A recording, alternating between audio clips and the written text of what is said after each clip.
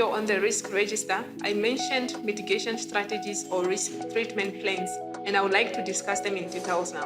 Are an inevitable part of life, and they can affect individuals, businesses, and organizations. Therefore, it's essential to identify, assess, and treat them effectively to mitigate their potential impact on a project or a particular initiative. Once they have been identified and assessed, the next step is now to determine how to treat them.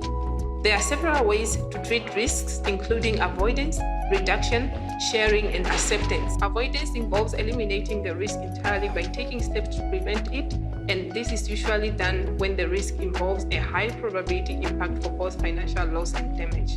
Risk reduction involves taking steps to minimize the likelihood or impact of a risk. Risk sharing, on the other hand, is when some of the risk is transferred to a third party, and a good example of this can be forming a partnership or purchasing insurance. This is mostly done for risks that may have a low probability of taking place, but they would have a large financial impact or damage. The last risk treatment we are going to discuss today is risk acceptance. This involves acknowledging the risk and deciding to live with its potential consequences. Now, you may ask yourself, why would somebody want to accept a risk and not do something about it? It can be appropriate for risks that are minor or unlikely to take place, or when the expenses involved in mitigating the risk is more than the cost of tolerating it.